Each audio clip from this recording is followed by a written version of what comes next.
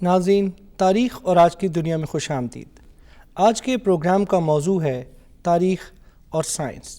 ہمارے ساتھ شریک گفتگو ہیں ڈاکٹر مبارک علی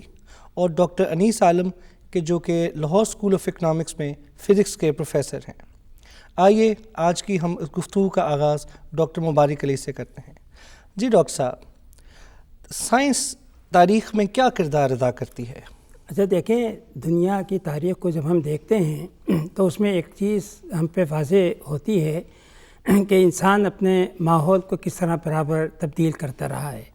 اور ماحول کی یہ تبدیلی جو ہے اس کے اندر سائنس اور ٹیکنالوجی کا بہت حصہ ہے۔ یعنی انسان نے ایک زمانے میں پتھر کے اوزار بنائے، پھر اس کے بعد کانسی کے اوزار بنائے، پھر لوہے کے اوزار بنائے، جنہوں نے دنیا کی تہذیب کے اندر ایک تبدیلی جو ہے وہ کی۔ تو ایک چیز جو نظر آتی ہے وہ یہ ہے کہ انسان کا ذہن جو ہے وہ برابر تخلیق کرتا رہتا ہے، اپنے ماحول کو بدلتا رہتا ہے، اور یہی چیز جو ہے اس کو آگے کی جانب لے جاتی ہے۔ اچھا ڈاکٹر صاحب نے پتھر کے زمانے کے لوگوں کا ذکر کیا، اس زمانے کے خیالات اور سائنس کے دور میں جو خیالات تبدیل ہوئے اس میں کیا فرق ہے؟ اچھا دیکھیں، پتھر کے جب ہتھیار استعمال ہوتے تھے تو یہ بھی ایک انسان کی اختراع تھی کہ اس سے پہلے تو جو اس کا پیریڈ جس کو ہم کہتے تھے ہنٹنگ اور گیدرنگ کا پیریڈ ہے، تو پتھر کے اوزار بھی مختلف بنائے۔ یہ مختلف پیریڈ ہیں جس کو ہم کہتے ہیں کہ پیلیولیتھک ایج ہے، میسولیتھک ایج ہے، یعنی درمیانی پتھر کا، اس میں بھی برابر ترقی کرتے رہے ہیں۔ آگے چل کر پھر ہوا یہ ہے کہ ان کو کانسی کا معدنیات جو ہے اس کے بارے میں علم ہوا، کانسی کے انہوں نے ہتھیار بنائے، اور کانسی کے جب اوزار ہتھیار بنائے گئے ہیں تو اس کے نتیجے کے اندر جو بڑی تہذیبیں پیدا ہوئی ہیں اس کے اندر میسوپوٹامیہ کی ہے، مصر کی ہے، وادی سندھ کی ہے، اور پھر آگے چل کے جب لوہا دریافت ہوتا ہے تو پھر ایک مزید تبدیلی آتی ہے، کیونکہ ہوتا یہ ہے کہ ان ہتھیاروں کی وجہ سے یا اوزاروں کی وجہ سے اس کا تعلق پیداوار سے بھی ہوتا ہے۔ جب تک یعنی پتھر کے اوزار تھے تو ظاہر ہے کہ کاشتکاری جو ہے وہ ممکن نہیں تھی ان سے۔ کانسی کے جب حل ہوا تو اس سے کاشتکاری ممکن ہوئی، زمین کو کھودا جانے لگا، لیکن جب لوہا دریافت ہوا ہے تو حل جو ہے وہ زیادہ مؤثر ثابت ہو گیا اور زیادہ پیداوار جو ہے وہ ہوئی۔ تو یہ جو دریافتیں ہوئی ہیں، تخلیقات ہوئی ہیں، یہ برابر دنیا کو بدلتی رہی ہیں۔ جیسا کہ ڈاکٹر صاحب ہم سنتے ہیں کہ پتھر کے زمانے کا انسان جو ہے جب وہ بادلوں کی گرج کو سنتا تھا تو اس کا خیال تھا کہ دیوتا ناراض ہو گئے، اور جب سائنس نے یہ ثابت کیا کہ یہ جو گرج اور چمک ہے یہ کسی دیوتاؤں کی یا ما فوق الفطرت اس کی وجوہات نہیں ہیں، بلکہ اس کی ایک سائنٹیفک جب ایکسپلینیشن آئی تو اس کا ڈر خوف دور ہوا اور اس کے خیالات میں تبدیلی پیدا ہوئی۔ اچھا، یہ اسٹیج جو ہے یہ کافی بعد کے اندر آئی ہے۔ مثلا کائنات کے بارے میں جو مختلف مذاہب ہیں ان کے اندر جو اس کی تشکیل کا نظریہ ہے وہ یہ ہے کہ دیوتاؤں نے اس کائنات کو تشکیل کیا ہے۔ اس وقت دیوتا جو ہیں دیکھا جائے تو دیوتاؤں میں اور انسانوں کے اندر برابر کا رشتہ ہوا کرتا تھا، لیکن یونان کے سائنسدانوں نے جو ایونین گروپ ہے، یہ تقریباً کوئی 700 قبل مسیح کا زمانہ ہے، انہوں نے کائنات کے بارے میں جو مشاہدہ کیا اس مشاہدے کے نتیجے میں انہوں نے 3 باتیں کہیں کائنات کی تشکیل کی کہ یہ پانی سے بنی ہیں، یہ آگ سے بنی ہیں، یہ ہوا سے بنی ہیں، اور اسی طرح ڈیموکریٹس ان کا ایک فلسفی تھا، ایک طرح سے سائنسداں بھی تھا، اس نے یعنی مادیت کا نظریہ جو ہے وہ پیش کیا۔ نتیجہ اس کا یہ ہوا کہ پہلی مرتبہ کائنات کی تشکیل میں دیوتاؤں کا کوئی حصہ نہیں رہا ہے، بلکہ یہ ہوا ہے کہ یہ خود مطلب کہ کائنات کے اندر دنیا جو ہے کس طریقے سے مادی طور کے پر دنیا وجود میں آئی ہے۔ تو یہ بڑا ایک اہم قدم تھا کہ جو اٹھایا گیا ہے، اور میں سمجھتا ہوں کہ اس کے پھر بعد میں اثرات یہ ہوئے ہیں کہ انسان نے عقلی طور کے پر یہ سوچنا شروع کیا کہ اس دنیا کو مادی طور کے پر سمجھنا چاہیے، مذہبی طور پر نہیں۔ اور غالباً یہ وہی دور ہے کہ جس میں سائنس میں ایک عملی تجربے کا آغاز ہوا۔ اچھا، عملی تجربے کا آغاز کافی بعد کے اندر ہوا ہے، چونکہ ابتدائی دور کے اندر تو مشاہدات کے اوپر انحصار تھا۔ عملی تجربے کا آغاز دیکھا جائے، انیس عالم صاحب بتائیں گے، یہ فرانسس بیکن نے مطلب کہ پہلے اس کا آغاز کیا، اور پھر شروع کے اندر جب ہم دیکھتے ہیں کہ سائنسدان جو ہیں ایک طرح سے جو ایسا اب آج کل پروفیشنل سائنسدان ہیں، لیبارٹریز ہیں، اس سے پہلے یہ نہیں تھی۔ لیکن آہستہ آہستہ مطلب کہ پروفیشنل سائنسدان بھی پیدا ہوئے، لیبارٹریز بھی پیدا ہوئیں، تجربات بھی ان کے اندر کیے جانے لگے، تو اس کی ابتدا جو ہے بہت بعد میں جا کر ہوئی ہے۔ اچھا ڈاکٹر انیس عالم صاحب، اسی بات کو آگے بڑھاتے ہوئے ڈاکٹر صاحب نے مختصر ذکر کیا کہ گریک جو سائنٹسٹ تھے ان کا سائنس کی ترقی میں ایک کردار تھا۔ کیا آپ یہ بتانا پسند کریں گے کہ مغربی تہذیب کے ساتھ ساتھ اور تہذیبوں کا سائنس کی ترویج میں کیا کردار رہا؟ دیکھیں تھوڑا سا کنفیوژن ہے، لفظ سائنس جو ہے یہ اب ہم ریسٹرکٹ کرتے ہیں صرف خاص قسم کی نالج کے بارے میں، لیکن میرے خیال سے سائنس ہمیشہ سے انسانی ایکٹیویٹی کا ایک حصہ رہی ہے، چونکہ انسان نے بنیادی طور پہ اپنے ماحول کو سمجھا ہے اور اس ماحول کو اپنے ضروریات کے مطابق ڈھالا ہے اور تبدیل کیا ہے۔ تو اس لیے میں سمجھتا ہوں کہ وہ سائنس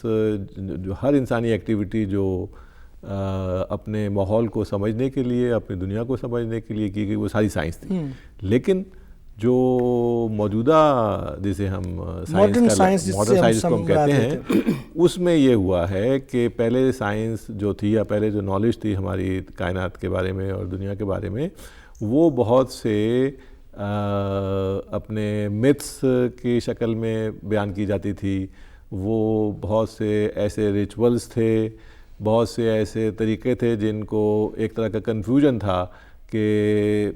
کون سی چیز دیوتا کہاں سے ختم ہوتے ہیں اور سائنس کہاں سے شروع ہوتی ہے وغیرہ وغیرہ۔ تو یہ ڈاکٹر صاحب نے صحیح کہا کہ جس کو فرانسس بیکن کہہ لیں یا کہ پہلی دفعہ سائنس کے طریقہ کار کی ایک میتھڈولوجی لے ڈاؤن کی گئی۔ اب مثلاً سائنس تو ساری تجربہ کرتے ہیں آپ، اور پھر ہی اس کے نتائج جو ہیں اس کی بنیاد پر آپ کوئی نظریہ بناتے ہیں۔ مثلاً اب بیکن سے پہلے کی بات ہے کہ مسلمانوں کا جو ایک بہت بڑا کنٹریبیوشن ہے وہ ڈسٹلیشن کے اوپر ہے، چونکہ مسلمان جو تھے ادریات بنایا کرتے تھے، تو یہ ایک بہت بڑا تجرباتی یعنی آگے قدم تھا، اور یہ ہسٹری کے اندر اس کو مسلمہ طور پہ مانا جاتا ہے کہ مسلمانوں کا یہ کنٹریبیوشن جو ہے بہت بڑا تھا کہ انہوں نے چیزوں کو ڈسٹل کرنا سیکھا، اور ڈسٹلیشن کا طریقہ تھا وہ یعنی رائج کیا۔ پھر یہ ہے کہ مسلمانوں سائنسدانوں کو، خاص طور پہ کیمیا دانوں کو، اور خاص طور پہ جو ہمارے طبیب تھے، وہ سارے کے سارے ایکسپیریمنٹلسٹ تھے، یعنی انہوں نے بیماری کی وجہ تلاش کرنے کی کوشش کی انسانی دماغ کے اندر، انسانی ماحول کے اندر۔ تو یہ سارا مسلمانوں کا کنٹریبیوشن ہے، اور اس میں پہلے گریک کا بھی کنٹریبیوشن ہے۔ تو اس لیے میں یہ کہتا ہوں کہ اپنا سائنس تو ہمیشہ سے رہی ہے۔ جی جو بات جس میتھڈولوجی کو اب ہم لیتے ہیں وہ اب یہ ہو گئی ہے کہ سائنس عام طور پہ وہ نالج ہے جو ہم ایسے ایکسپیریمنٹ سے حاصل کرتے ہیں جو کہ ریپیٹ ہو سکیں، یعنی ریپیٹیبل ویریفائیبل جو نالج ہے۔ یعنی مثلا یہ ہے کہ اگر میں کوئی تجربہ کرتا ہوں یا آبزرویشن کرتا ہوں تو اس سے جو نتیجہ میں اخذ کرتا ہوں وہ کوئی امریکی یا کوئی روسی یا کوئی چینی یا کوئی ہندوستانی بھی اسی کو ایکسپیریمنٹ کو اگر ریپیٹ کرے تو اس کو بھی وہی نتیجہ حاصل کرنا چاہیے۔ تو ایسی جو نالج حاصل ہوتی ہے اس کو ہم سائنس کے فیکٹس کہتے ہیں۔ اور پھر یہ ہے کہ جو ان فیکٹس کو یا سائنسی طور پہ حاصل کردہ حقائق کو پھر ہم نظریات کی شکل میں ڈھالنے کی کوشش کرتے ہیں، تو وہ نظریات بھی ایسے ہوتے ہیں کہ اگر کوئی نیا تجربہ جو ہے وہ ان حقائق کو رد کر دے یا ان کی نفی کر دے جس کی بیسس وہ نظریہ بنا تھا، تو وہ نظریہ رد ہو جائے گا۔ جی اس لیے سائنس جو ہے وہ کانسٹنٹلی اپنے آپ کو کریکٹ کرتی رہتی ہے، جیسے ہی یعنی اس کو کسی چیز کو بھی ایبسولوٹ نہیں مانتی، اور یہی سائنس کا غیر سائنسی علوم سے فرق ہے، چونکہ عام طور پہ جو غیر سائنسی علوم ہیں ان پہ عام طور پہ جو ان کے علماء ہیں وہ کہتے ہیں کہ ہماری نالج جو ہے وہ آخری ہے، اس میں کوئی تبدیلی نہیں کی جا سکتی۔ تو یہ سائنس جو ہے اس لحاظ سے میں سمجھتا ہوں کہ جو ماڈرن سائنس جو ہے اس کو ہم اس سے مختلف کرتے ہیں۔ لیکن یہ بات ہمیں نہیں کہنی چاہیے کہ سائنس پہلے نہیں تھی، سائنس ہمیشہ سے رہی ہے۔ جو بھی اپنا دنیا کو سمجھنے کے لیے ہم نے چیزیں کی ہیں وہ سائنسی علم ہی تھا۔ اچھا ڈاکٹر صاحب، آپ نے ذکر کیا کہ الہامی علوم جو ہیں اور سائنسی علوم میں ایک بنیادی فرق یہ ہے کہ الہامی علوم کے اندر ایک چیز پہلے سے طے شدہ ہے، جو چیز طے ہو گئی وہ حتمی رہے گی، لیکن سائنس مسلسل اپنے نظریات کو تبدیل کرتی رہتی ہے۔ ہم سائنس کی تاریخ میں کوپرنکس، کیپلر، گیلیلیو کا ذکر سنتے ہیں کہ جنہوں نے ایک پیراڈائم شفٹ لے کے آئے، جن کے سائنسی نظریات نے الہامی علوم اور جو مروجہ جو معاشرے میں انسان اور کائنات کے بارے میں جو رشتے تھے اور کہ ان کو بالکل تہہ پلٹ کر دیا۔ یہ جو تبدیلی یعنی جو معاشرے میں پیدا ہوئی سائنس کے نظریات کی وجہ سے، خصوصاً ان 3 شخصیات کے حوالے سے، اس کے بارے میں آپ کیا کہیں گے؟ 15ویں صدی سے پہلے، مثلا آپ نے کوپرنیکس کا ذکر کیا، تو کوپرنیکس نے اپنی کتاب 1454 کے قریب لکھی، تو اس سے پہلے جو ایک نظام میں کائنات جو تھا اس کو ہم کہتے تھے، اس کو وضع کرنے میں ارسطو اور بطلیموس نے حصہ لیا تھا، اور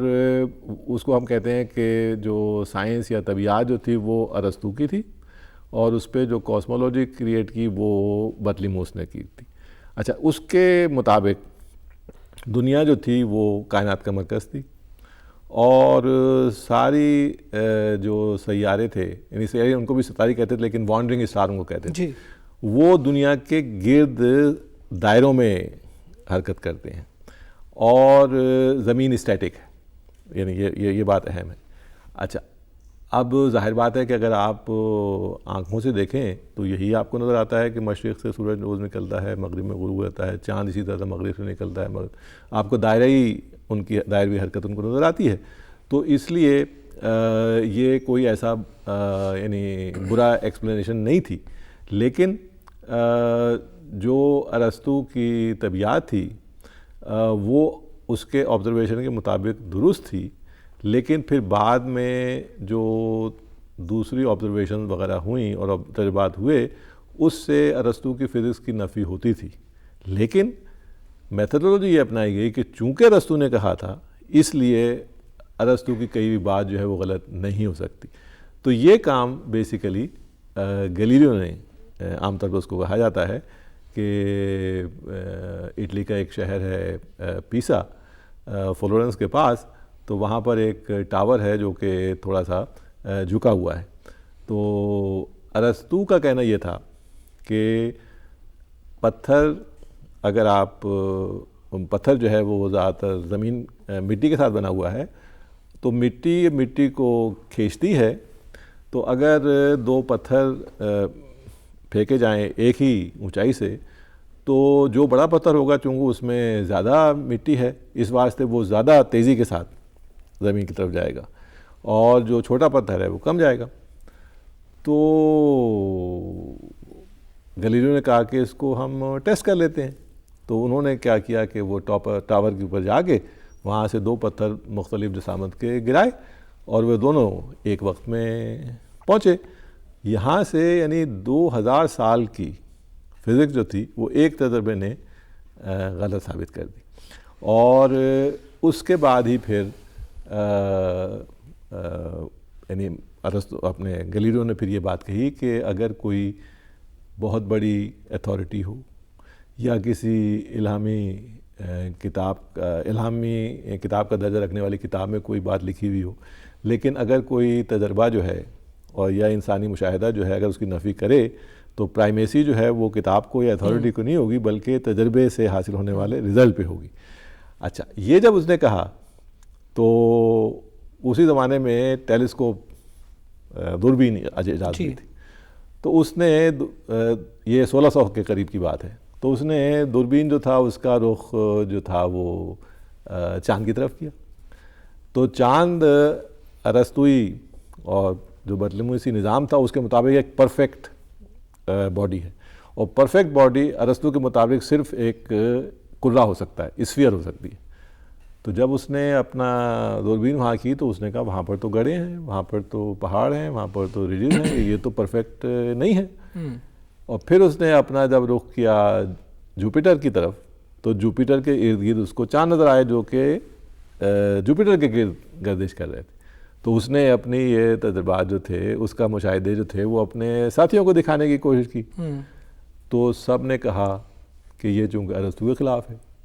اس لیے تم نے اپنے اس پہ پیرسکوپ پہ ضرور جادو کر دیا ہے. اور نتیجہ تھا کہ اس کو پیش کیا گیا پوپ کے سامنے کہ اس نے ایسی بات کی ہے جو کہ ہمارے کلاسائی جو بلاسفیمی ہے ہاں وہ کے مطابق یہ درست نہیں ہے. تو نتیجہ اس کا یہ ہوا کہ اس کو کہا گیا کہ تم اپنے ریٹریکٹ کرو جو تم نے کہا تھا. اور اس کو بس قصہ مختلف ہے کہ اس کو آخری اپنی زندگی کے 20-30 سال جو تھے وہ کنفائنڈ گھر میں گزارنے پڑے. لیکن اس کا میرے خیال سے ایک بہت بڑا اثر جو ہوا وہ یہ کہ اب تک جو انسان کو اشرف المخلوقات سمجھا جاتا تھا وہ تصور ایک تو ٹوٹ گیا کہ انسان کوئی اشرف المخلوقات نہیں ہے.